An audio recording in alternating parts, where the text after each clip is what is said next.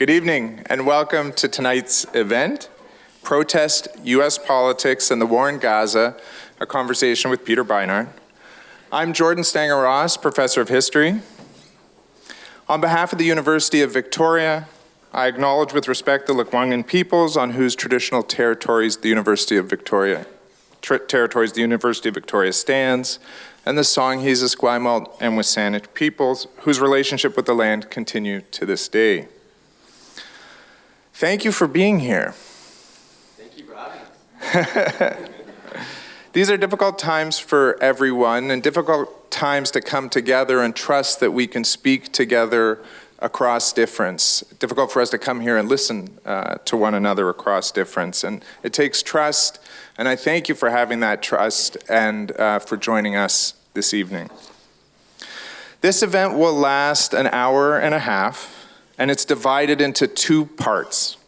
There'll be an interview format with our two presenters here, and that will close after 45 minutes. So if you're getting antsy, that will be at 7:45 sharp. We will end the interview format, and it'll be a chance for the audience to interact for a second 45 minutes. So we've left lots of time for that. If you have questions, please keep them for that period, and we'll try to get to as many questions as possible. I'd like to now invite Salam Bakarat Gunet to help set the tone for this evening. Salam, welcome. I'm short. Good evening. My name is Salam Barakat Gunet. I am Canadian of Palestinian Jordanian birth and a Department of History graduate. I would like to invite each of us this evening to listen and engage ethically. Ethical listening is powered by curiosity. Ethical listening involves vulnerability, a willingness to let go of assumptions and take in ambiguity. In ethical listening, the listener wants to understand the humanity behind the words of the other and patiently summons their best self to listen. Let us summon our best selves and listen. Thank you.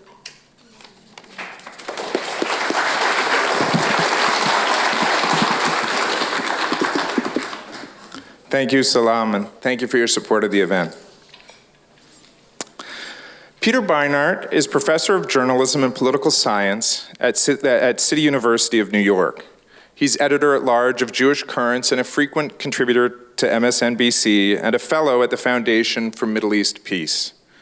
His books include The Crisis of Zionism in 2012 and Being Jewish After the Destruction of Gaza, now forthcoming with Penguin Books, available in early 2025.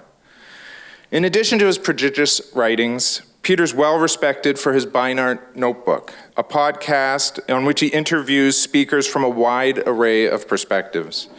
In recent weeks, guests on the Notebook have included family members of Gadi Moses, currently held hostage in Gaza, and Rua Roman, a Palestinian-American state representative from Georgia. We're delighted that Peter can join us this evening.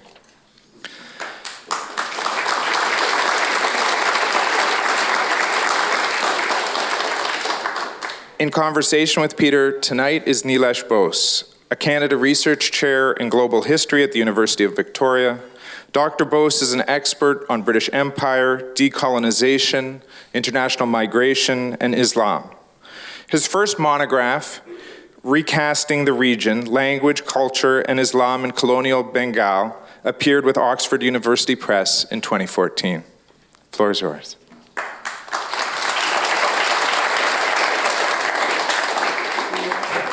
Thank you very much, Jordan, and thank you to all of you for being here, and thank you, Peter, for joining us.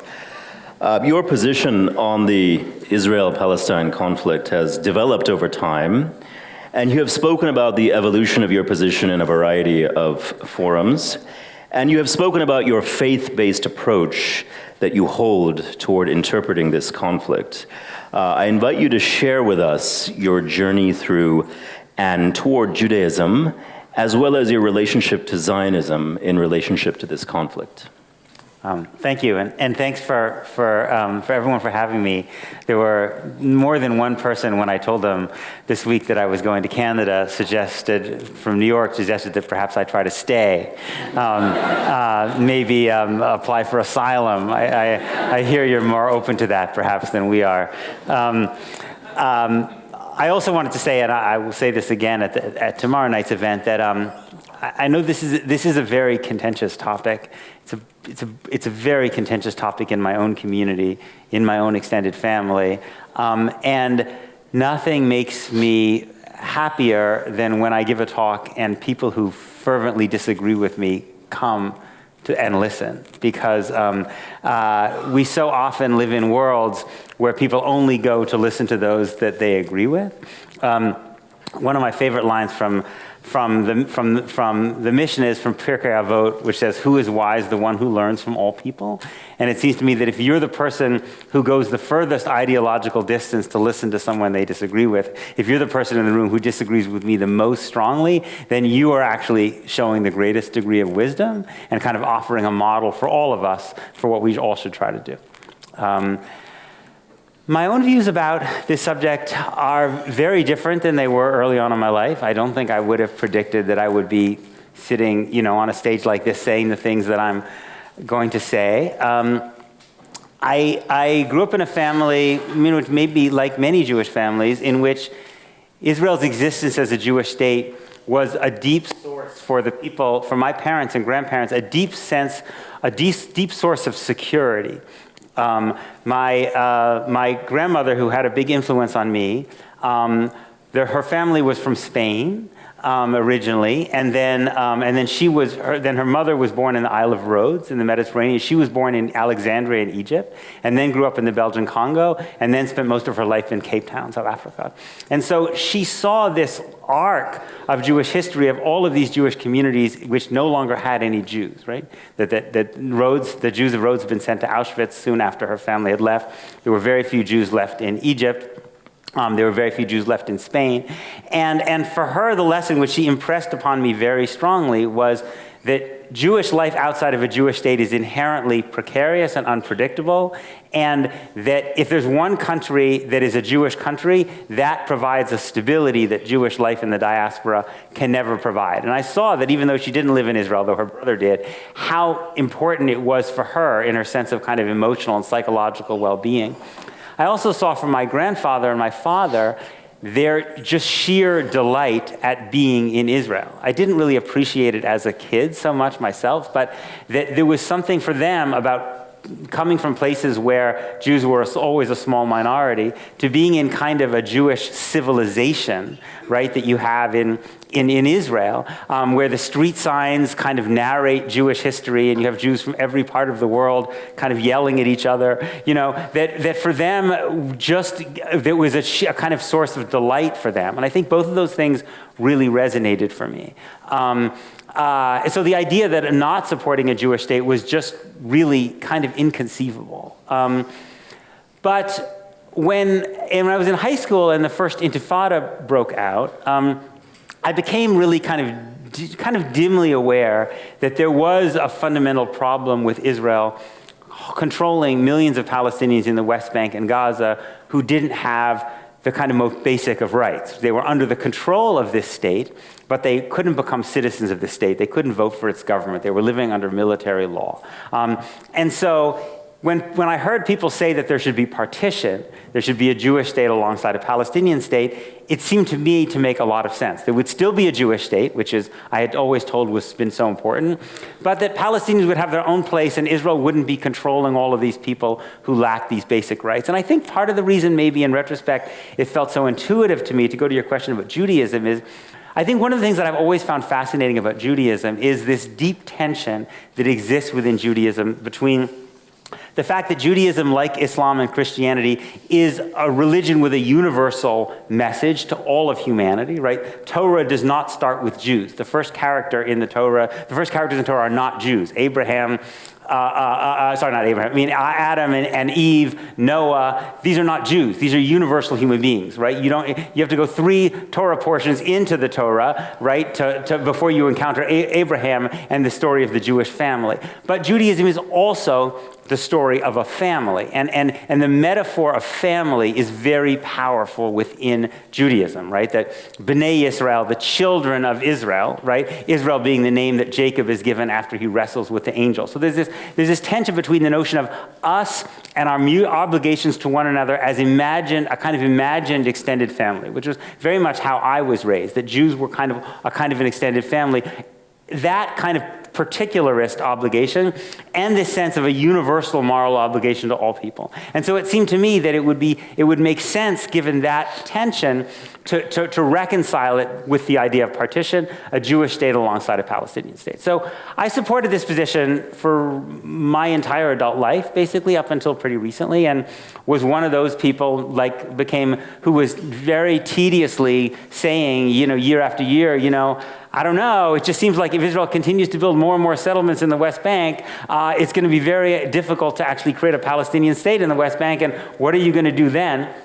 And at a certain point, some Palestinian friends, one in particular, said to me, Peter, you can't be saying forever and ever that the two-state solution is perpetually dying, that it will no longer be possible. At some point, it's dead. At some point, you have to be willing to think outside of this framework. But the truth is, I couldn't imagine thinking outside of this framework because it required questioning the idea of Jewish statehood. And that was a very frightening prospect for me at a number of levels. I mean, it was frightening to me partly because of the fear of what the repercussions would be in my own life with so many people I cared about and so many institutions where that was the litmus test of acceptability as a Jew who was in good standing. And I wanted to remain in good standing in all these institutions which were fundamental to how I lived my life, precious to me. But over COVID, I ended up having just a lot of time on my hands. And so I started to think, well, why don't I just for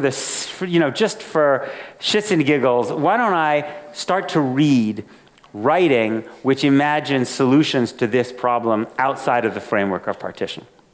And I was really taken with that writing, especially a lot of it coming from Palestinians. And the writing that offered a vision of a country that was not based on a kind of on privileging one ethno-religious group, but on the idea of equality under the law, right? With people living together, not partition based on their religion and ethnic group, but living alongside one another, enriching each other under conditions of legal equality. The more I read about it, the less bizarre and frightening it began to seem to me, partly because it occurred to me, again, maybe it should have occurred to me before I was well into my 40s or 50s even, that this is the principle about which I believe passionately in the United States. Right? This is the principle, equality under the law, on which I am premising the safety of my own family. And that most American Jews, and I think Canadian Jews would say that too. Why do you feel that you're safe in Canada? Why do you feel you're safe in America? Because I believe this is a country that treats people, that I believe this is a country that is at least trying to treat people equally, based on under the law, irrespective of their race, religion, and sex. And that's why we can be a small minority and do well here. If I believe in that principle so importantly for my Jewish family here, why do I believe that it's a principle that could not work for Jews in Israel, that would be an existential threat to their safety? And as I began to look at the political science literature about divided societies, what really came through was that divided societies are more peaceful for everybody when everyone has a voice in government, and are more violent when one group is locked out of when one group has no voice in government, right? When you have no way of having the government be responsive to you because you don't have the vote, because you can't appeal to them, that's when people tend to turn to violence, to armed resistance, because it's the only way they can get attention to their cause. And I'll stop because this has been too long, but I would say I also began to ask more fundamental questions about the notion, or at least the costs, of Jewish statehood. Because I had grown up only thinking about the value, the benefits of it, right? But the costs, right? The first cost is, again, this is a cost that would be true even if you created a Palestinian state in the West Bank and Gaza. The first cost is that Palestinian refugees who were expelled in 1948 cannot return to their homes, right? Because if they return to their homes, they start to change Israel's demographic makeup. And the basis of a Jewish state is that Jews run things, and Jews can only run things if they are a large majority of the people who can vote. If that percentage goes down from 80% down to 60%, right, then it kind of stops being a Jewish state, right? And it was actually on Tisha B'Av, right, which is a day where Jews mourn the destruction of the temples and many other things that we believe happened. And I was listening to these kind of ancient poems talking about the destruction and the desire of Jews to return. And I was thinking, there is something absurd about us, of all people, who cherished the desire of return and kept alive this flame for 2,000 years. We are going to tell Palestinians who were forced from Ramla or Lod or Haifa or Safed 75 years ago that they're supposed to abandon their desire to return to these places? We are the last people on earth who should be telling another group of people to do that.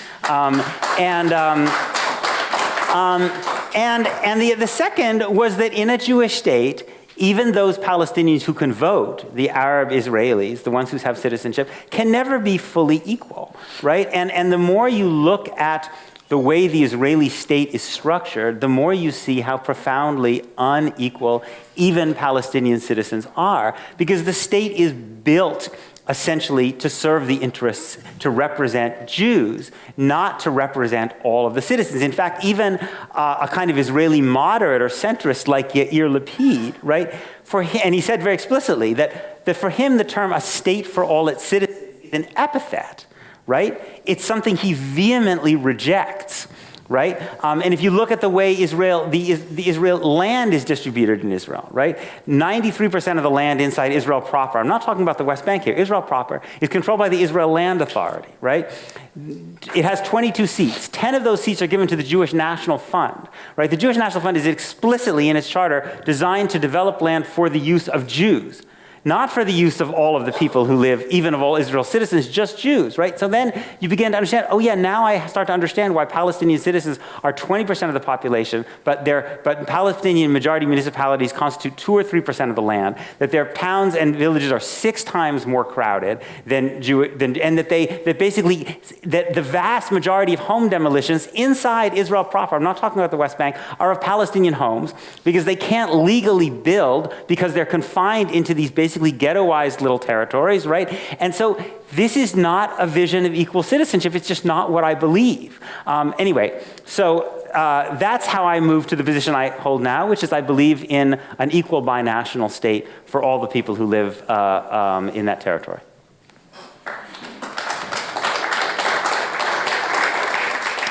Thank you for that. There's so much to discuss in all of that you've shared there.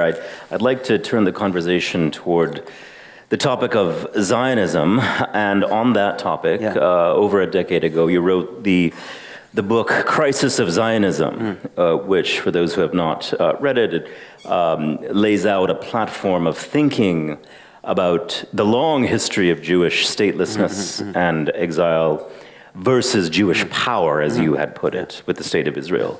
And it allows you to reflect on that distinction.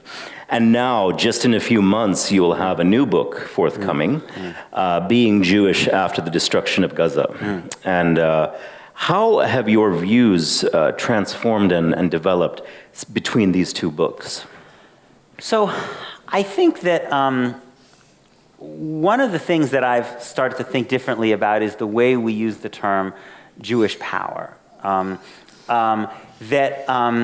Very frequently in Israeli Jewish political discussion, and I think in much American Jewish discussion, I imagine in Canada too, the notion is that if Jews don't have a Jewish state, a state that they run, then they go from having power to being powerless, right? But I think that the rhetorical move that I've become more suspicious of, right, is the use of the term power when I think what people really mean is supremacy. that just because you don't have supremacy doesn't mean you don't have any power, right? Jews in the United States are not powerless, right? Even though we're a pretty small percentage of the population and we don't have a supremacist state, but we actually are able to wield power. And I think that it is very typical of groups, this is not a Jewish thing, it's very typical of groups that have become accustomed to supremacy to believe that if they lose that supremacy, they become completely powerless and indeed at grave risk of death, right? This is, again, my family are South Africans. This was the overwhelming view of white South Africans almost until apartheid fell, was that if there was not apartheid and there was a black government, that white lives would be in grave, grave danger, right? It was almost considered so obvious that it didn't even need to be argued, right? Because the view was, well, we know the ANC has a military wing supported by the Soviet Union. It was classified as a terrorist organization by the United States. Nelson Mandela was considered a terrorist by the United States until 1988. We know that they're trying to do armed actions. What's protecting us? White supremacy. The apartheid state is protecting us. You get rid of that shield, and then they can do whatever they want, and we know they hate us, right? We now have a much more kind of sanitized view of what that struggle was like, but it didn't look sanitized to white South Africans. They knew that the PAC, the ANC's rival, that their unofficial slogan was one settler, one bullet, right? I mean, it's funny, people make a lot of various pro-Palestinian slogans, and we can talk about some of those slogans. Some of them I also have my quibbles with, but if you look at the ANC's flag, right? Black, green, and gold. Why was it black, green, and gold? White South Africans knew the answer to that question, right? Green for the land, yellow for the gold, black for the people, right? For them, that was their equivalent of river to the sea, right? They took that as basically a statement that they were going to be in grave danger with a black government, right? It turned out, actually, that they were wrong, because once black South Africans got the vote, Mkhonto Wesizwe, Spear of the Nation, the ANC's military wing, disbanded, right? Because black South Africans would much prefer to vote and exercise influence rather than have to go to war to have some kind of political voice. But the point is that white South Africans did not become powerless once apartheid ended. They actually still wield a lot of power. They just lost legal supremacy. Whites in the American South, right, overwhelmingly believed, and the discourse from the 19th century, you see this again and again, that basically, unless we're on top, black people will be on top and we will be the slaves, right? This was the kind of thing you heard in 19th century American discourse constantly. But it wasn't true, actually. And so I think what I came to, think more about is the way in which this language of power or powerlessness misunderstands the dynamics and becomes a cover for a support for supremacy. That was, I think that was a kind of a part of the shift in which I moved away from the idea of Jewish statehood. And I really believe that, that Jews in Israel, in the long term, I believe, again, although most people look at me in my own shul and places I spend my time, look at me like I have three heads when I say this. I really ultimately believe that Israeli Jews will be safer and will flourish more under conditions of legal equality than under conditions of a very, very brutal state that has been now classified as practicing apartheid even by its own human rights organizations. Because the harsh reality is that when you inflict tremendous amounts of violence on people, even if you're not always aware of that violence, but systematized oppression is a system of daily violence, that violence imperils everybody. It doesn't only stay on one side. And I have a tremendous fear about how that violence will engulf Israeli Jews, in the way that it is now engulfing in the most monstrous ways Palestinians. Thank you. Now, to move to the world of the United States, which is in our title and is our goal to speak about a bit, and also to refer to what you'd mentioned at the outset about the wisdom in learning from those who disagree with you the most. I would say that you are frequently in conversation with people of a variety of views on the conflict. Benny Morris on one side, Rashid Khalidi on another, Ta-Nehisi Coates, and many, many others in the middle. in the American context, where do you think that the American conversation stands today about the conflict? It's strange, again, and I don't know whether any of this resonates from a Canadian perspective, but the American public conversation has shifted because there's a very large generational divide.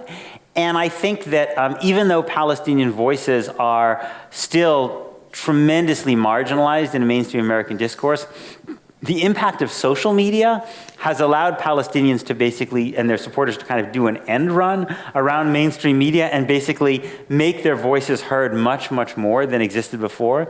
And even to some degree, you now start to see some of that seeping into mainstream media a little bit. And so the public conversation, I think, is really quite different. And I think you can see, you can see it on college campuses, or you can see it through something like Ta-Nehisi Coates' book, where, perhaps America's most celebrated political writer is making a case for Palestinian humanity and for the immorality of this system of oppression that I think is bringing it to a, and he has such a powerful platform that it's harder to just disregard it. But what's strange about this is that it's not really reflected in the American political system, because in the American political system, we have a political system in which public opinion preference doesn't translate into government policy very effectively. This is not just on this issue. I mean, look at the issue of guns in the United States, right? The vast majority of Americans want more regulation of guns, right? But there's no passage of gun control legislation at all in the United States. And so you have this situation where in the Democratic Party, I think most Democrats clearly now do not support unconditional U.S. support for Israel. They might not want to cut Israel off completely, but they would support some forms of conditioning U.S. military aid, and they would not want complete, unconditional diplomatic support for Israel. But that essentially still is the policy of the Biden administration, and Kamala Harris hasn't broken from that policy either.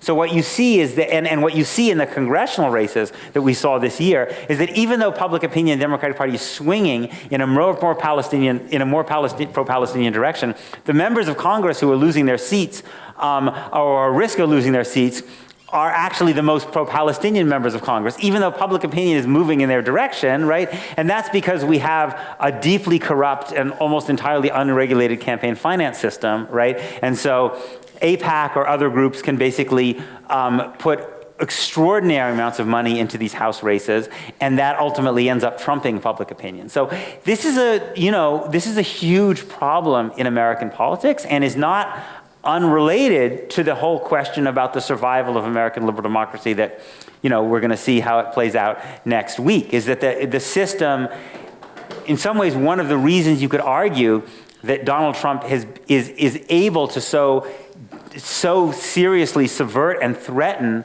American liberal democracy is because American liberal democracy was working so poorly even before, right? That there were a lot of people who had become disillusioned about the system even as it is, right? So when Donald Trump says, I'm going to blow it up and trust me instead, right? There was already this sense that the system was really fundamentally not working, and Israel and Palestine is one of the issues on which it's not working. And in that context in the United States, I would say that there are a few other topics that really compel discussion, both what everybody is probably thinking about, which is the US election, as well as the topic of political activism on college campuses. On the US election, how would you say that the current war, which has now engulfed parts of Iran and Lebanon and other parts outside of Gaza, how is that informing the election? And what is at stake for the Middle East and for the United States vis-a-vis this conflict? I mean, I think what's so crazy to me is that I think Joe Biden's policies, right, in addition to being terrible, I mean, terrible is an understatement, for people in Gaza, and terrible for people, again, it's an understatement for people in Lebanon. And I actually believe in the long term, actually terrible for people in Israel as well, for Jews in Israel as well, has been terrible for Kamala Harris. right? I mean, essentially Donald Trump, for a couple of reasons. First of all, Donald Trump's campaign has kind of three main points. The first is that the economy is terrible. The second, that his immigration is out of control. And the third one is that the world is out of control, right? And so because Joe Biden has given Benjamin Netanyahu basically a green light, right? He's given him a green light to basically continue the war in Gaza for more than a year, and now expand the war to Lebanon and expand the war to Iran, thus confirming Donald Trump's claim that things were peaceful when he was president, and now the world is on fire under Donald Trump, right? Which is terrible for Kamala Harris's campaign, A. B, Biden's unwillingness to demand that Israel stop the war in Gaza and to demand that there be a ceasefire, which also would have allowed, that would have led to Hezbollah stopping its rocket fire, which would have meant that Israel wouldn't have gone into Lebanon. That this is also something which is deeply depressed and infuriated constituents in the Democratic Party that Kamala Harris needs to win, right? And this often gets just kind of described as like Arabs and Muslims, right? But I think that really understates it. First of all, Americans talk about Arabs and Muslims as if the same people. They're not. Most Arabs in the United States are not Muslim, and most Muslims are not Arab, right? So these are two actually overlapping, but largely different constituencies, both of whom matter a lot. The largest group of Muslims in America are African Americans, right? So that's one group of people who's politically, even if you didn't care about their lives or humanity, politically they matter a lot. There are 3 times as many Lebanese Americans in Michigan as there are Palestinian Americans, right? So just from the coldest, rawest political calculus, allowing Benjamin Netanyahu to basically just bomb the hell out of Lebanon when Michigan is one of the 7 states that matter is an incredibly stupid thing to do politically, right? But beyond that, I don't think the mainstream media generally recognizes the degree to which there are many, many Americans who are neither Muslim nor Arab nor Palestinian, who are deeply alienated and angry about this policy. Some of them are black, some of them are young, some of them are neither black or young, right? But they're just the same kind of Americans who are upset about America's policies in Vietnam and about America's support for apartheid South Africa and about America's war in Central America. They're just those kind of people. People who don't like it when they see American bombs and American money being used to kill people, right? And in a way, part of being in the mainstream American media or American politics is you get so socialized into a certain discourse about Israel and Palestine that you almost lobotomize yourself a little bit and you lose some of these human instincts. And you forget that many others, Americans of progressive values, just look at this and they say, this is terrible. I don't want to vote for somebody who is supporting this, And so I worry about the consequences for Kamala Harris. I mean, I've said, if I were in a swing state, I would vote for Kamala Harris nonetheless, because, we need American liberal democracy to survive. We can't have 4 years of a president who basically will do everything he can to exacerbate climate change as a problem, right? I don't want to see goodness knows how many American women die because these Trump's judges uphold these brutal anti-abortion laws that put women's lives in danger. So there are good reasons to vote for Kamala Harris. I also think that pro-Palestinian activists will be able to organize more effectively under Kamala Harris than they will be under Donald Trump, because the level of repression under Donald Trump will be significantly higher even than it is now. I mean, it's real now, but it will get worse, right? So I think for all that said, I would still encourage people to vote for Harris, but she has made it so difficult for so many people, right? It didn't need to be this difficult. I mean, you mentioned I interviewed Ruha Roman, who was the Palestinian-American state representative from Georgia, who supposedly was going to give this speech at the Democratic Convention. I mean, a more, as we would say, the Jewish term parv, like modest, mild-mannered speech you could possibly not. I mean, the speech was hardly a rabble-rousing speech. It was just a speech basically to try to basically say they had Hirsch Goldberg Poland's parents there, which was good, to basically talk about his suffering. It was just going to be a representation of Palestinian humanity and to talk about what Palestinians were going through and to make talk about principles of equality and humanity. And they didn't let her speak. I mean, it was such an unforced error. So I really worry about that. I don't know whether that will be the deciding factor in this election, but in such a close election, that matters. And it seems to me criminally, politically stupid beyond just what you want to say about it morally. Now, on that topic that you'd mentioned within your answer of how this issue has the ability to captivate such a wide range of people, even those who have no personal connection to it, much like the anti-apartheid struggle, much like the global struggles for self-determination throughout much of the colonized world in the 20th century, this issue captivated college campuses throughout the United States, Canada, much of the world, and encampments and political actions swept up so many campuses, including ours here in Victoria. Now, since then, how would you say that the campus landscape in the United States has changed vis-a-vis this issue?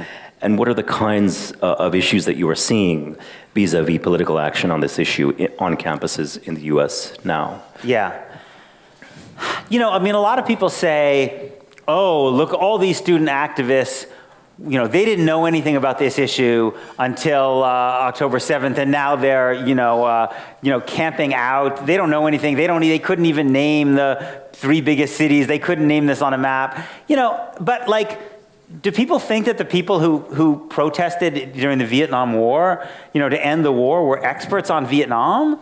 I mean, they weren't, right? This is not the way, this is not the way mass movements work. I mean, obviously it's good, people should learn as much as they can, and universities offer the opportunity for people to learn more things, but but movements are also based on people who have a certain kind of moral impulse, right? That does not require, a deep historical or political understanding of a place to basically see things and have a human response to them, right? Especially, again, when the things you're seeing are basically being paid for with your tax dollars, right? So I think that the encampments have now kind of gone away, and these universities have generally, most of them, become much, much tougher and about the rules of speech than they were, which is something that I think is going to have worrying long-term consequences. But I don't think that the sentiment has shifted. To me, it reminds me a little bit like, I think one example you could think about would be the Occupy movement, right? So if you remember, the Occupy movement, Occupy Wall Street, Occupy more generally, kind of emerged almost overnight, and for a very brief period of time, there were these protests everywhere, right, around the Occupy movement. And they kind of sprung up and then they died down, right? In some ways like the encampments did. But what happened was that the sentiment that Occupy was representing, which was a revulsion after the financial crisis against economic inequality in the United States, reemerged in Bernie Sanders' campaign in 2016, right? So it came out and it expressed itself in a different way because this political current was there, right? Again, in the same way, the anti-war movement kind of fizzled out in Vietnam once Richard Nixon abolished the draft, right? But then it was people from the anti-war movement who powered George McGovern's electoral victory in the Democratic primary in 1972, which kind of came out of the blue. And so I think that in some other form, which we can't entirely predict, but it could well be in a Democratic primary for president at some point in the future. I think that someone will tap into this sentiment because there is undeniable that, especially among younger people, that this subject has captured people's imagination, people from a very, very wide array of backgrounds, and it really matters to them. And it matters to them for some obvious reasons, again, because of the extent of America's complicity. But I also think perhaps it matters to them because we are, to some degree, in a global struggle between the vision of states that that are based on the idea of equality under the law, and a vision of ethno-nationalism, a vision in which basically states are the property of one dominant tribe, and everybody else is at best a second-class citizen or not a citizen at all, and a kind of a guest, right? Who can be treated, and you can do whatever you want to them, basically, right? This is why the Republicans admire Israel so much, right? Because Israel is a kind of vision of what they want the United States to be, a country which is a white, Christian country, right, in which you have legalized hierarchies between people of different ethnic or religious or racial groups, and you have an immigration policy that's very clearly designed to prioritize one dominant tribe. And this is the same reason that this is why Viktor Orban is so infatuated with Israel, and why Marine Le Pen and the AfD in Germany and Narendra Modi and a lot of people, right? And I think this is part of the reason that this struggle in Palestine and Israel matters so much, because it is part of a really a global struggle, right, about the nature of states and the idea of human equality. And I think that's part of why it has captured so many people's imagination. You have 5 minutes left, you two, before we turn. Okay. I'll have to be concise, which is a great challenge. So, for me too, as you noticed. The endurance of the sentiment that you speak of points to language and rhetoric being sites of contestation and sites of challenge when speaking about these issues. And many of the people you have spoken with have radically different views than yours, especially in relation to terms like genocide, anti-Semitism, apartheid. Right. These are all terms with contested histories and genealogies, and there's no consensus about these terms. How do you deal with those challenges of language and rhetoric when aiming to reach the widest audience possible? That's a good question.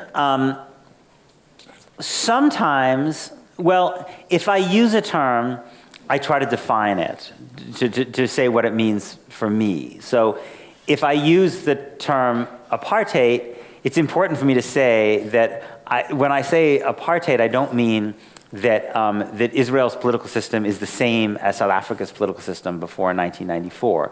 It's not the same. There are significant differences, right? And it is true that apartheid is an Afrikaans word that comes out of South Africa. It means essentially apartness.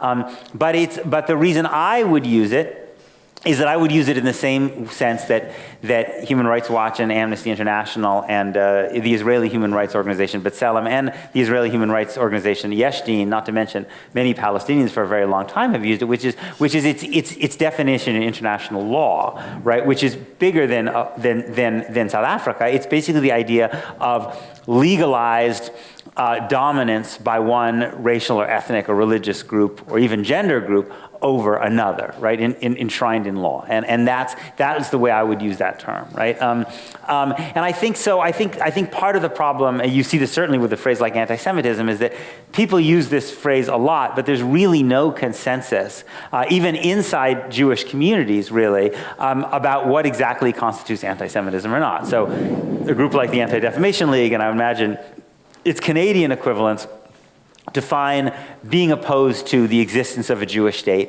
as anti-Semitism, which means that I've been practicing anti-Semitism for a good part of the last 45 minutes. But to me, that definition of anti-Semitism doesn't make sense, right? First of all, it means that all Palestinians, therefore, essentially are anti-Semites. Because even if you think that Zionism is the greatest thing to ever happen to the Jewish people, how could Palestinians not be anti-Zionists, right? I mean, Zionism has not been a good experience for Palestinians. It's basically, starts from 1948, it starts with their expulsion and it basically goes downhill from there, right? So like, if you say that anti-Zionism and anti-Semitism, you completely erase the Palestinian experience. And you basically silence Palestinians. And you essentially are on the road to criminalizing Palestinian speech because Palestinians are just anti-Semites, so why should they be given a place to speech, right? Secondly, it's just also to be perverse to the point of being Orwellian to say that if you support the principle of equality under the law for people of different racial, religious, ethnic groups, that is bigotry, right? If you are anti-Zionist because you want an Islamic supremacist state, okay, that might well be bigoted. But if you oppose Zionism because you want equality under the law, how can that be bigotry, right? Thirdly, it also just erases a lot of Jewish tradition. There's always been strong currents of Jewish anti-Zionist sentiment. If you go to parts of the New York City area, right, you can find, if you are on the right day, stadiums filled with Satmar Hasidim, right, who are having rallies that are bigger than the annual conference of AIPAC, that are fervently, strongly, avowedly anti-Zionist, right? Because the traditional interpretation of the Talmud, of Masechet Ketubot, in the Talmud, in their interpretation of the three oaths, is that under Jewish law, there cannot be a return to a Jewish state until the Messiah comes. That is a fervently held belief among Satmar Chassids and among other ultra-Orthodox Jews. And whatever you want to say about the Satmar Rebbe, and I have my criticism of him, the guy's not an anti-Semite, right? And in addition to that deeply rooted traditional religious opposition to Zionism, you also have a significant number of Jews today in the United States, and to a lesser degree in places like Canada, especially younger Jews who oppose Zionism, right? And so the crazy thing that happens is when you say that anti-Zionism is anti-Semitism, right? Which is what basically is the people who suffer the most are Palestinians. But very frequently, the people who suffer the most after that are Jews, because Jews tend to be disproportionately represented in these anti-Zionist movements in places like the United States and in others, right? So I saw this crazy statistic from Germany, where they've got very, very strong rules against anti-Zionist speech, right? And they looked at the people who basically had been canceled because they had run afoul of these anti-Zionism equals anti-Semitism regulations. A wildly disproportionate number of the people who had been canceled as anti-Semites were Jews, right? One of the first group, when the Columbia University needed to make the campus safe for Jews, right? One of the first things they did was ban a group called Jewish Voices for Peace, right?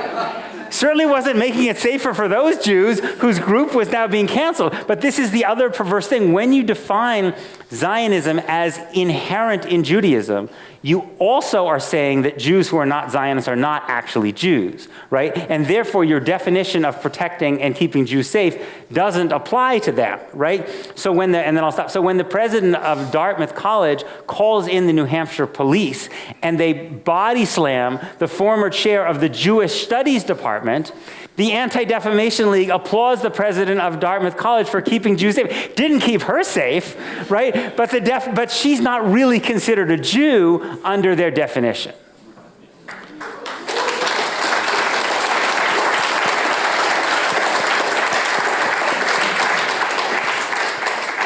Thank you. I think we'll have a lot of response and a lot of questions. I'm going to just describe the way the question and answer session will operate, and it'll just take me a moment. So raise your hand, please, if you'd like to speak, and I'll try to move sort of sectionally across the room to get as many folks from different parts of the room. We have also a Zoom audience from whom we will hear. I'm going to describe you to the extent of my ability based on what you're wearing. So our facilitators of the discussion will come to you with mics.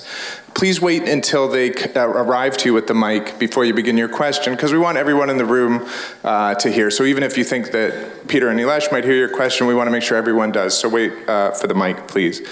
Once you have the mic, please limit your remarks to 1 minute. So your question to 1 minute, and please conclude your remarks with that intonation that suggests that a question has been asked.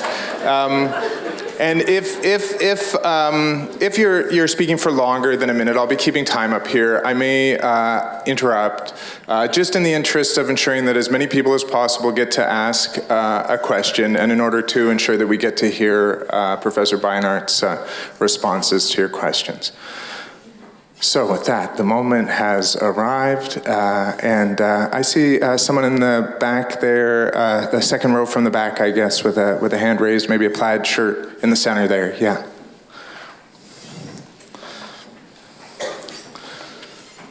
I'm just going to hold the mic for you. Hi, my name is Laura, and pardon? Oh, sure. Stand up. Hi, folks. My name is Laura, and I work in communications and often in spaces of intercultural dialogue. And to pick up a bit on the last question, certainly, since October 7th of last year in particular, I've just been super aware of the way in which words can incite, polarization and fear and distrust. And I think you just did a very good job capturing the ways in which words often are met with different interpretations and meanings. I think the piece maybe that hasn't been captured is the emotional part as well, the emotional response that folks may have to these words or the intergenerational traumas that might be wrapped up in them. So I guess with my question, I want to get back. I really appreciated the opening in this reference to ethical listening. And I think a lot about ethical communicating, and I think the two are wonderfully intertwined. You can't communicate ethically if you're not first listening, as you've described as well, going all the way back to Perkea vote there.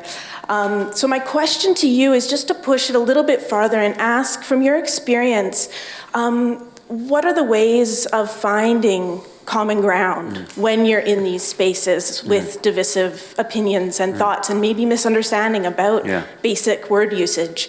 And maybe not even finding it, maybe sometimes it needs to be cultivated and, sort of fertilized so that dialogue can happen in which, things can move forward, new pathways can be formed, new ideas can be explored without getting stuck at impasse.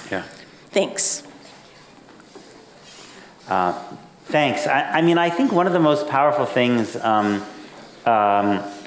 is to just try to ask people about their family histories, rather than starting with their political views, but asking about the life experiences of them and then their parents, even their grandparents, that have informed the way they feel. I think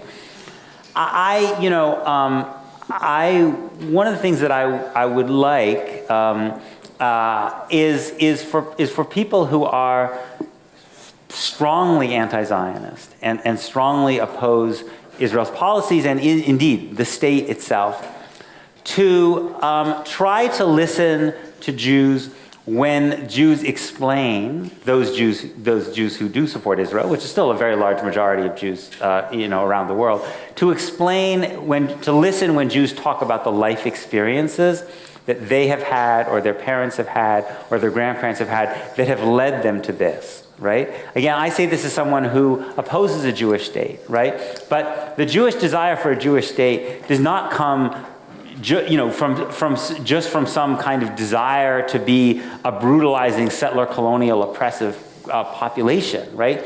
It comes out of an interpretation of the betrayal of Europe's promise of equality to Jews, right? Which is betrayed in the most horrifying of ways, right?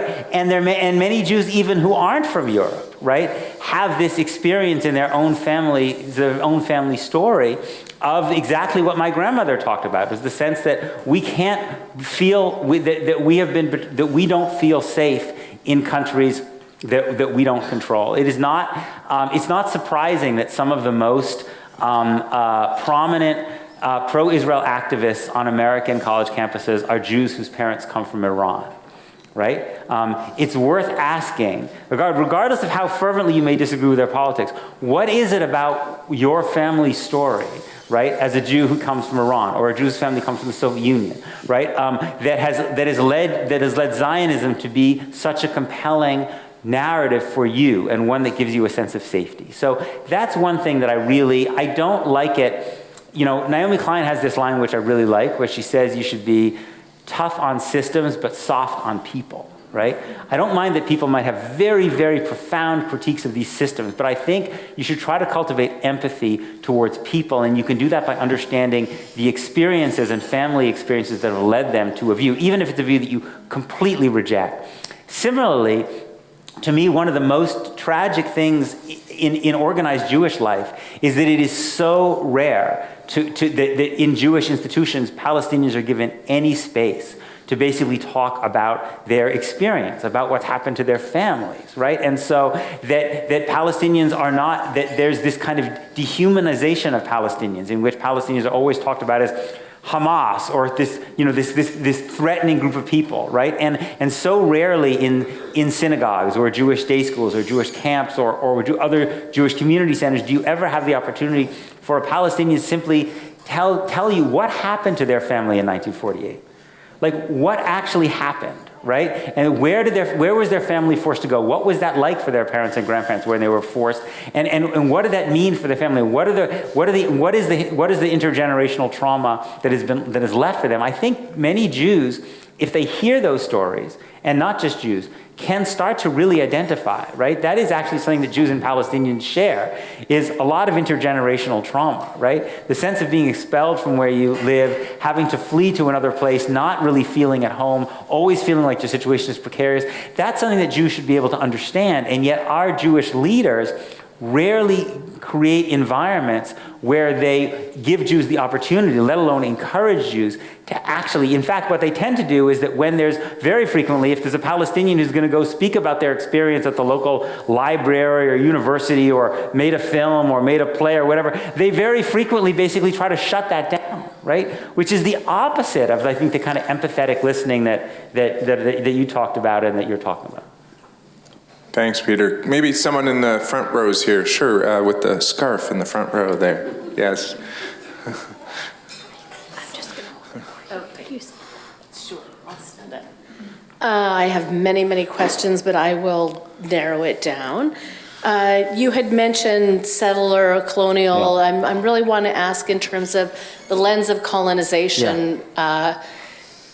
Being draped over this conflict, and your view on that. Like, is this a colonial settler, or is this an indigenous people who've returned, and now there are two indigenous peoples who need to learn how to live together? Great, thank you. My answer is yes, it's both. I don't think the two things are at odds, right? Anyone who has even the most passing of familiarity with Jewish texts, right, will understand how profound the Jewish spiritual connection to what we call the land of Israel is. It's absolutely omnipresent in Jewish religious texts, from the Tanakh, from the Hebrew Bible, through rabbinic Judaism. It suffuses everything, right? Of course, Jews have a very, very deep and profound connection to this place, an ancient connection to this place, and of course, there were always Jews living there.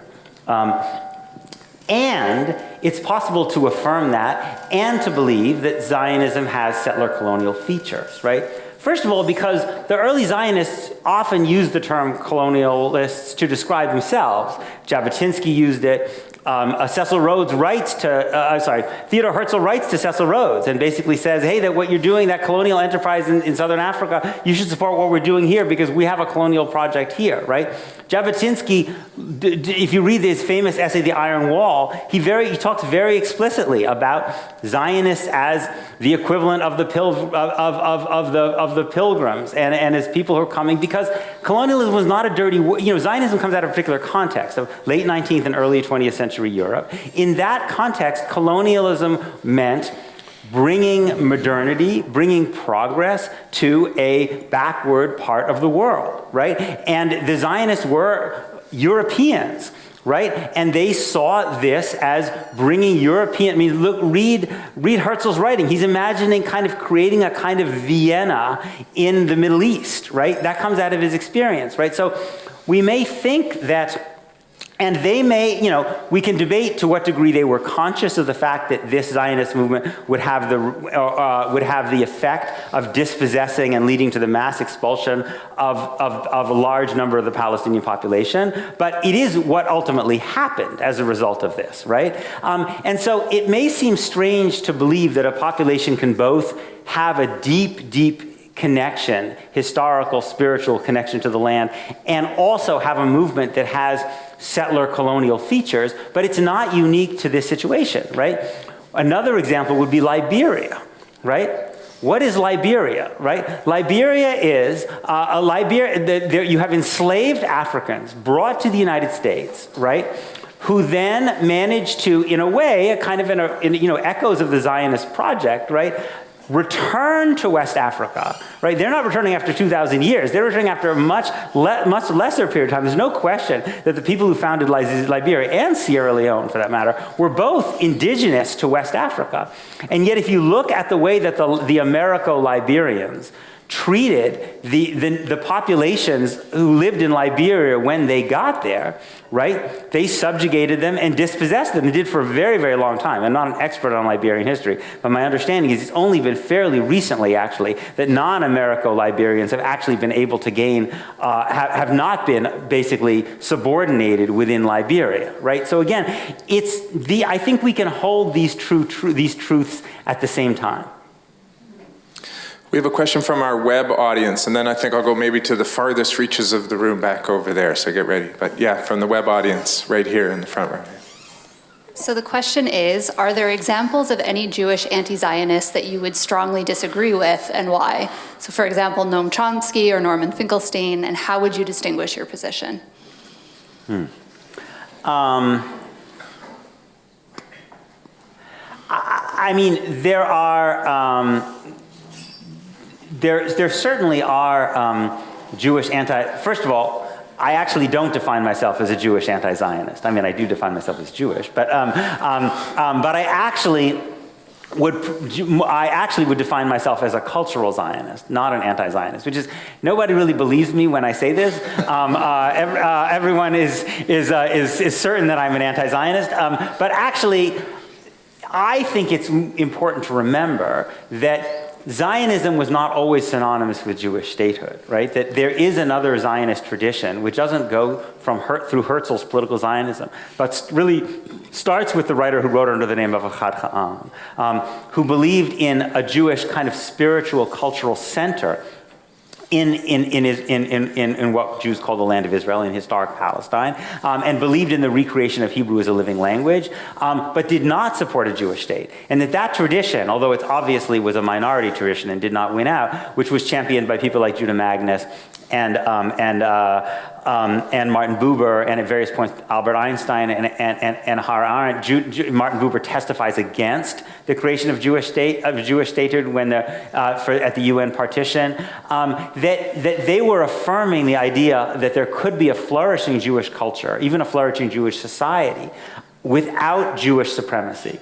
And to me, that notion is really important to remember because the discourse so often works under the assumption without a Jewish state that there will be no thriving Jewish presence in this land. And I disagree with that. So that's one, you could say, difference. But there are also people, I also believe, I believe in the idea of binationalism, right? Which is to say that I believe in equality under the law, and I also believe in a state that should take account of the fact that there are two peoples in this territory, both of which want self-determination, right? And I believe in but the problem is that self-determination, again, is another one of these words that often in mainstream kind of Jewish discourse is used as a euphemism for supremacy, right? Self-determination does not mean supremacy. It doesn't even need to mean sovereignty, right? Self-determination can mean forms of cultural autonomy, right, within a condition of legal equality, right? I think you could say that people, again, many of you know this much better than me, but you could say people in Quebec, right, have some forms of self-determination. They have the right to educate their children in their own language, right? But within a basic condition of legal equality within Canada, right? So there are some Jewish anti-Zionists who don't believe in the idea of a binational state, right? This is why, for me, you may have noticed that I do not, and this is quite an important, probably something that does distinguish me from the way a lot of people who I might agree with on other issues talk. I do not refer to this territory as Palestine, right? I don't refer to it as Israel, nor do I refer to it as Palestine. The reason I call it Palestine-Israel or Israel-Palestine is because I want to affirm the idea that I think there are two peoples in this territory, right? I don't believe that Israeli Jews are going to become Palestinians, certainly not anytime soon, right? And so I think when you just call this territory Palestine, you are not acknowledging that there is a collective identity of Israeli Jews in this place, right? And so those are probably some differences that I might have with some Jews who might call themselves anti-Zionist. Are there any questions? Plus, obviously, I mean, I would just also say, I mean, I'm not talking about these guys in particular, but I fundamentally deeply oppose the use of violence against civilians, period. And so to the degree that there are some people who argue that you have the right to all forms of resistance because Palestinians are oppressed, I disagree with that. I think there is international law, and international law makes a very clear distinction between violence against soldiers, resistance against soldiers, and resistance against civilians. Are there questions in the top area, top couple of rows? Sure, I see someone in a kind of striped shirt with a mustache there, with the hand raised there. And yeah, there we go. Go ahead and stand up. Sure. Oh, okay. So I guess I'm wondering kind of about the viability of a binational or one-state solution, given that it seems to me kind of both on the Israeli and Palestinian side that there's kind of a general lack of empathy, or maybe that's kind of a light way of putting it, for either side, like both with the seeming Israeli disregard for the casualties or the amount of Palestinians that have died in the war, and likewise on the Palestinian side with the amount of people that were showing support for something like October 7th. I guess I'm wondering how you would kind of reconcile that with something like a one-state solution actually happening or being viable. Yeah. Thanks. That's a good question. Look, in the short term, right, neither one equal state nor two states are remotely plausible or on the table today, right? I mean, what is realistic today is the continued, brutalization and dispossession of Palestinians, right? That's what's most likely to happen. I think that to me, you can't create the empathy, right, really create empathy under conditions of legalized supremacy, right? Because the supremacy itself is a system of very brutal violence against people, and the people who are being brutalized are not necessarily going to feel that much empathy, right? They potentially have more space to develop empathy once they start to actually, their dignity and humanity is respected more.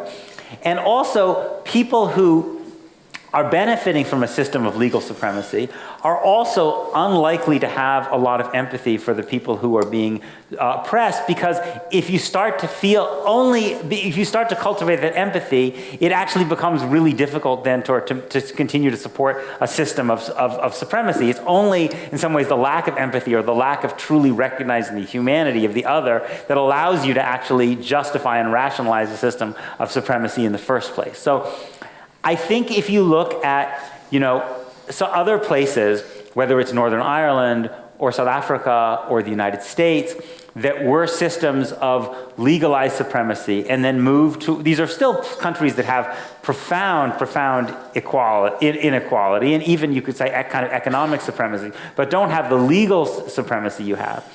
What I think what you can see is that over periods of time, and it can take long periods of time, right?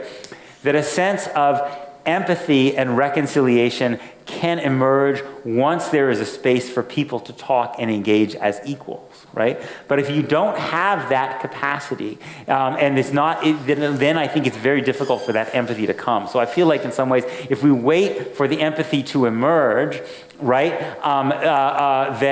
that we will never actually create the empathy first, right? That the empathy in some ways has to grow out of a condition that respects people's humanity, that allows and encourages empathy. Maybe I'll look here in the yellow hat here, sure. Hi. I was wondering if you could speak to, so it's been over a year, and a lot of us have been going to protests, participating in events, writing letters, kind of tirelessly doing what we can. And I was wondering if you could just speak to how we use our limited resources, our limited time. Being a Jew, is that focused within our community? Or is that supporting our Palestinian friends? Or what have you seen that's created any hope or any possibility? Well, I think that partly, I think you should do the work that is most meaningful to you, that really just speaks to you, right? There are some people for whom working inside Jewish communities is really meaningful to them because they want a place in these communities, and but there are other people for whom it's more comfortable to be in a kind of more explicitly universalistic kind of discourse, and I think any of that is fine. I think to have the energy to sustain the kind of work you have to be doing work that really feels right to you. I think the truth is that it's hard to gauge how successful a movement is, right? And because history takes so many unpredictable turns, right? I think that but I do think that that you never know. In my experience, you kind of never know who's watching. And you never know who might be influenced by the work that you're doing that you may not be aware of, I mean, there are many, many, many people who are much, much better, more determined activists than me. But I will say one of the things that really I will never forget, after I first, many years ago started writing critically about Israel, and I was very, very, very worried about the impact. And I was worried about the impact in our Orthodox shul that we went to at that point. We still go to Orthodox shul, but now a different one. And I mean, it was less Swift. But I just knew that my views were very, very unpopular, and I was worried about how it impacted me. And someone from that community, who I had always, just from the look of her, assumed, I thought that basically her political views must be 100% diametrically opposed to me, and that she must agree with everybody who disagreed with me. She came up to me and she said, some of the things you said in that I've been thinking for 10 or more years, and I never felt comfortable saying, And so I just think you never know, basically, who you might be having an impact on.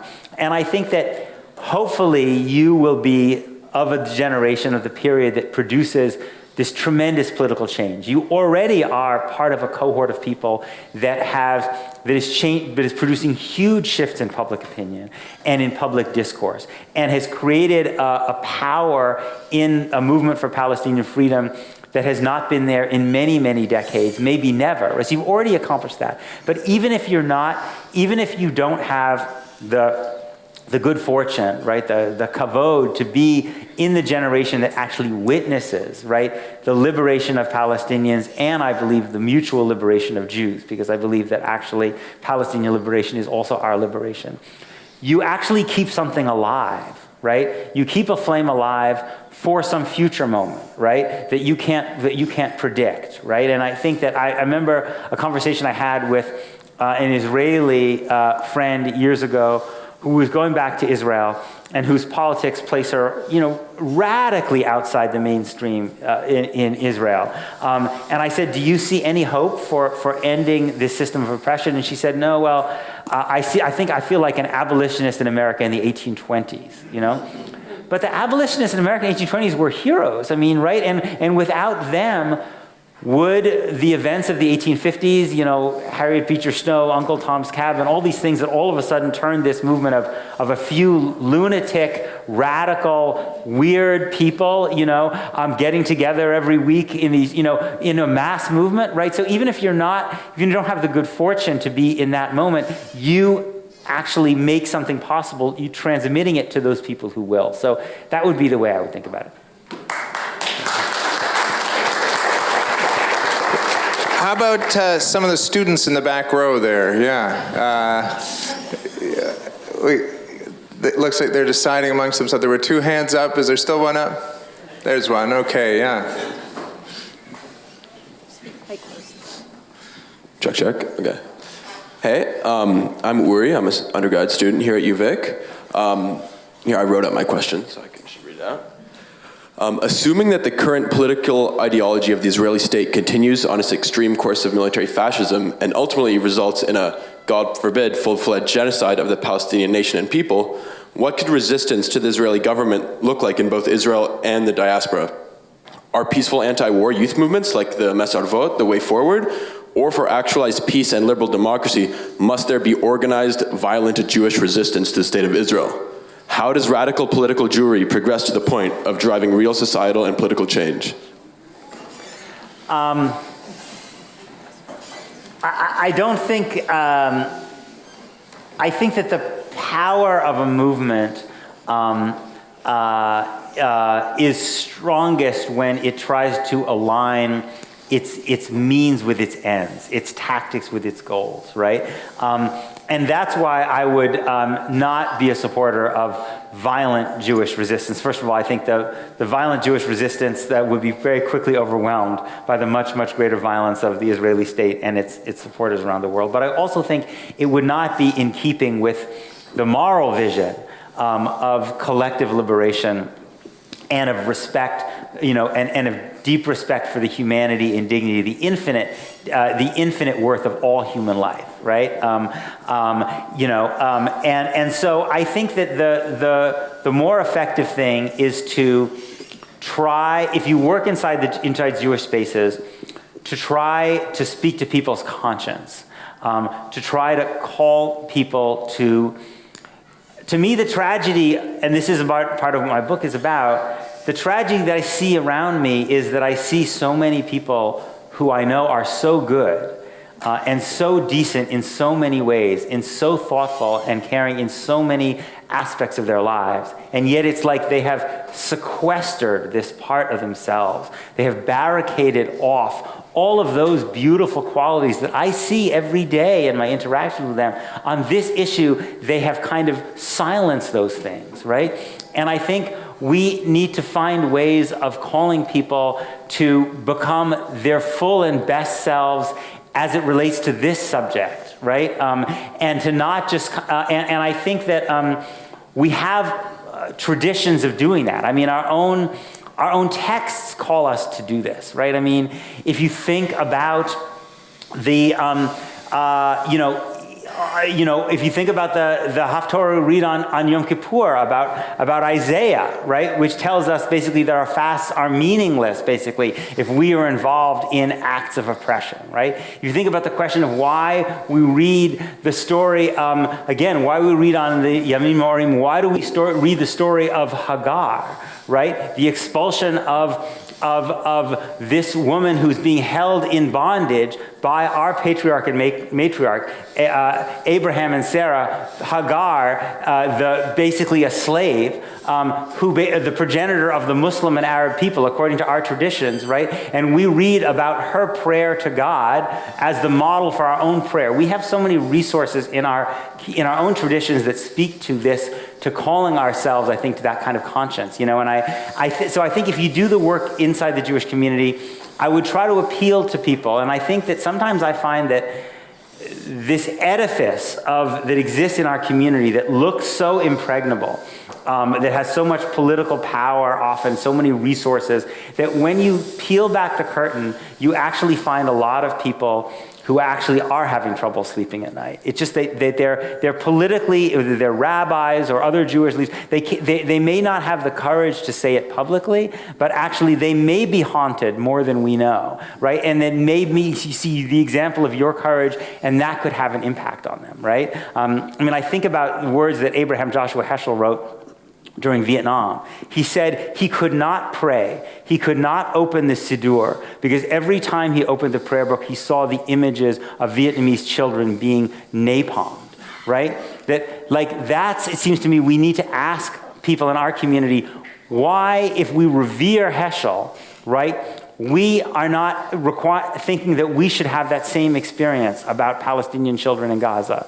And I think, so I would say, not violence, I would say, but a kind of a militant, nonviolent resistance, that tries to force people in our community and people in political power with the human consequences of what's being done in our name and in the name of our state. And I think that, then I'll stop. I think that Israeli Jews will not have a fundamentally different conversation about what Israel is doing unless there are costs that they experience from Israel's actions. And I don't want those costs to be in blood.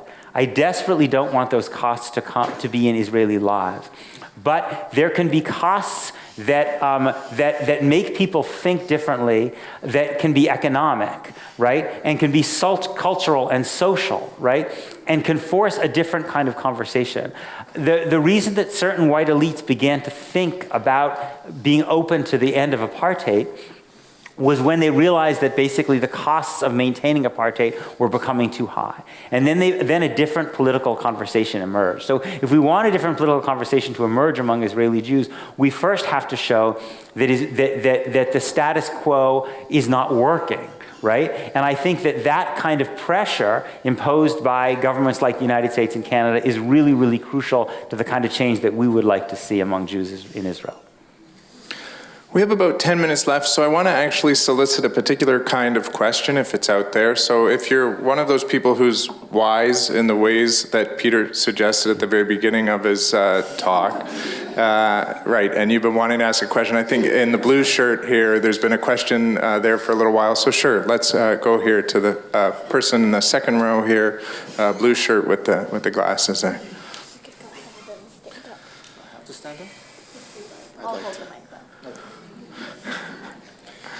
First, I'd like to approach the two of you. The term Jewish supremacy has been normalized tonight.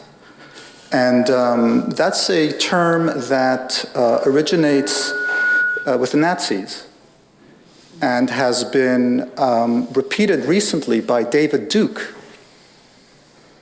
And it's a term that you yourself would consider anti-Semitic if you read your Jerusalem Declaration. Never mind the IHRA definition. It violates the first three clauses, and I believe one of the clauses in the second section. I don't think it's excusable. I think it's part of the demonization that takes place that effectively justifies what we've been seeing happening to Jews across North America, across the world, for the past year, but longer than that. That's number one, not a question. Regarding what you've been saying, I feel like you don't really learn from history. I feel as if October 7th didn't affect you. You didn't really read the lessons. I'll give you an example. In 2018, you wrote an article in the foreword. I didn't bother to read too many of your articles. 2018, you wrote an article in the foreword saying that Hamas, security, were words that mainstream Jews were using. There we go again, demonizing, right? Mainstream Jewish community was being evil and vile because they couldn't see. They couldn't see what was happening in Gaza, right? There's Hamas, they're saying. We left, right? Disengagement and security. And you wrote, how could they not see the truth? How could they not understand? Well, we now have evidence. Right? And what happened on October 7th didn't start on October 7th. In 2021, Hamas held their conference of their hereafter, where they predicted exactly what they would do once they took over Israel, and the plan was to get the Lebanese and the Iranians to join. What I feel is, I'm about to finish, don't worry. What I feel is, come on, I'm a wise person. What I feel is that you not only have become much more extreme in your views, which you have, you're using words like apartheid and genocide, which is inexcusable, and part of the demonization that allows for the murder of Jews. I feel that you haven't really learned from October 7th. You don't turn around and say, all you say is, yes, they can be violent, yes, they could be terrorists, yes, it could be horrible, but you don't give credit to agency. You don't give credit to what actually happened and what we need to learn from what happened, and to then explain to us how we can have this state where all are equal, when really what just happened on October 7th is a reflection of 1934. Constantine, Thank you. 1912. I think there's a lot to respond there. Thank you. And I appreciate your stepping forward. Thank you. Yeah, I do appreciate it. Thank you. It may well be that David Duke has used the phrase Jewish supremacy, but just because I'm using the phrase that David Duke has used, right, does not mean that that Jewish supremacy does not actually characterize this system. all human beings can create legally supremacist systems, right? This is a system of Jewish supremacy because Jews have legal supremacy over Palestinians in all of this territory. Most obviously in the West Bank, where Jews have citizenship and Palestinians don't have citizenship. Yes, because Jewish supremacy is actually an accurate way of describing a system of legalized supremacy in which all Jews have citizenship, and 70% of the Palestinians under Israeli control, those in the West Bank, Gaza, and East Jerusalem don't have citizenship, and even the 30% of Palestinians under Israeli control who do have citizenship, Palestinian citizens, Arab Israelis, are not equal citizens, right? So to me, recognizing Jewish humanity it means that recognizing that Jews are human beings like everybody else. We are not angels. We have the same capacity for beauty and nobility, and also to do things that are wrong, to be oppressors or oppressed, just like every human being. So just like I worry about Hindu supremacy under the BJP in India, and I worry about white Christian supremacy in the United States, and I oppose Protestant supremacy in Northern Ireland, right? I talk about Jewish supremacy in Israel because I oppose supremacist political systems. I believe in the principle of equality under the law, right? I appreciate you bringing up October 7th, right? Which remains, even for those of us who, thank God, did not lose people who were close to us, remains a profound gaping wound, I think, for myself and for most Jews, right? We have the names of all of the hostages on our refrigerator. We have had it since October 7th. Tragically, some of those names we've had to write deceased next to those names as they have died, right? So I think you and I would very much agree about the horror that October 7th was. But I do think we have a disagreement in our political interpretation of how to interpret that in October 7th, right? I'll tell you how I see it, right?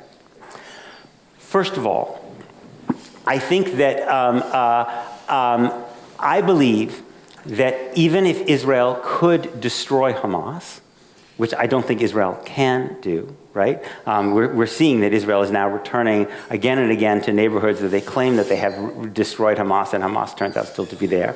Part of the reason is because we know that Hamas recruits its fighters from the families of people that Israel has killed, so that even though Israel has killed a lot of Hamas fighters, Israel is also producing huge new numbers of Hamas fighters because that's how Hamas recruits, right? People who want revenge, right?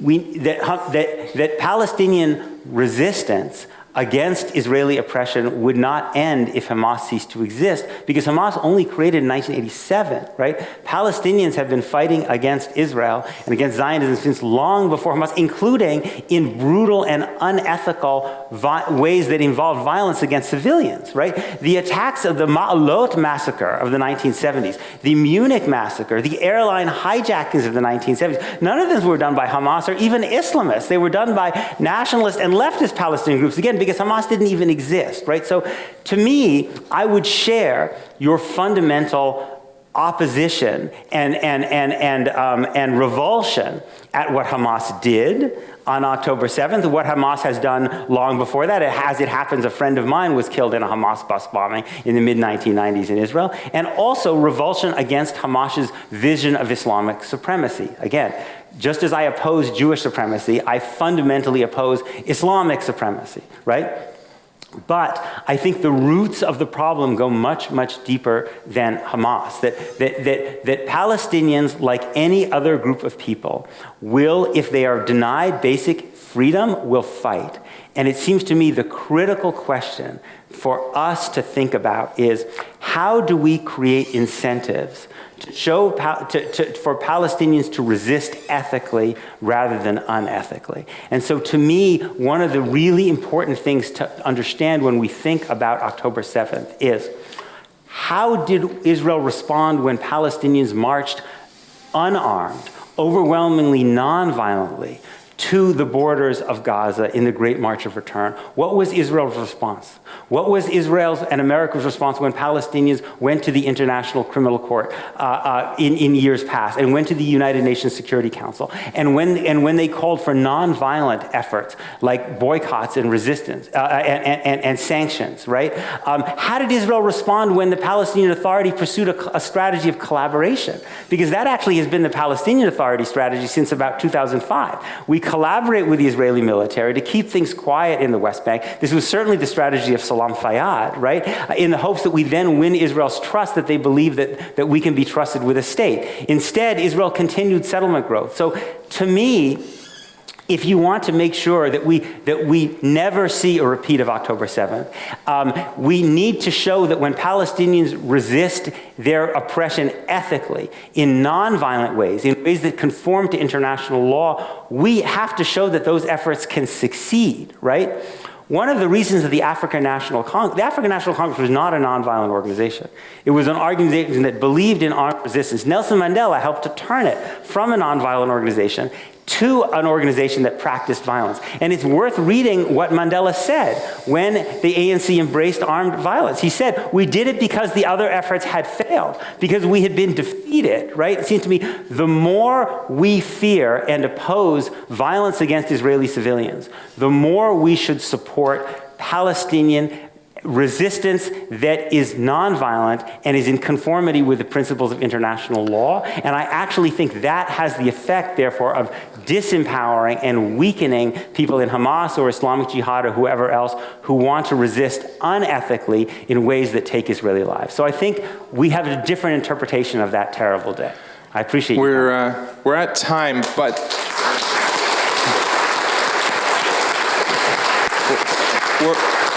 we're at time, but there's a young person who's been in black glasses right here, I saw right from the outset, has been trying to ask a question. So Peter, I know, is going to be able to give as short an answer as possible, given that we're over I'll do my time. best. But maybe just one last question here. Hi, I'm Gabby. Thanks for coming here.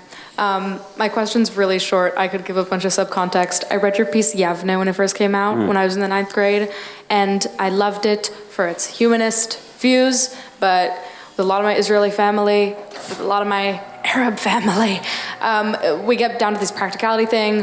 What's the home gonna look like, right? And ever since reading that, I've really resonated with the idea of confederation, but it's becoming even harder to think of, right, since October 7th. Yeah. So I'm wondering if you believe in that, if you still believe in that, how you think that could ever possibly look long term? Look, I don't think that, for me, the basic argument of that piece is that we should not think in terms of a paradigm of separation, but a paradigm of equality. Now, what that political system looks like, if it looks like confederation or federation or consociation. I mean, I think there are many, many different ways that you could imagine writing these kind of constitutions, and they should involve opportunities for communal autonomy, right?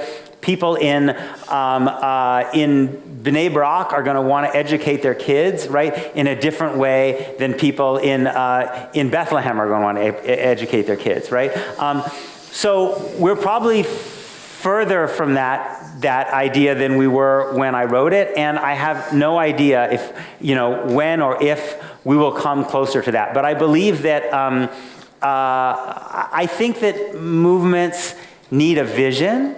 Even if the vision seems very, very distant. And I think if we look at the kinds of movements that have been able to make profound change and even overcome enormously powerful obstacles, whether it was the civil rights movement or the anti-apartheid movement, or the movement that liberated Eastern Europe from Soviet domination, I think these movements have tended to speak in the language of human equality, right? Because this is a profoundly powerful vision, I think, that has the capacity to stir people around the world. And I think the vision of equality and mutual liberation, right, in which you are freed from being oppressed and you are freed from being the oppressor, right, which I think is also a lesson that you can take from Jewish tradition, right? That lesson is more powerful to build a movement around than a movement of partition into separate ethno-nationalist states. And so that's why I still believe in what I wrote in Yavne. Thank you.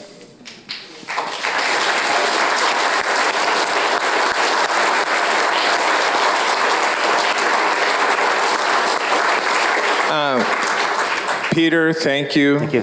Neilesh, thank you. To the audience, thank you. None of my fears have been realized this evening, and my hopes have been exceeded.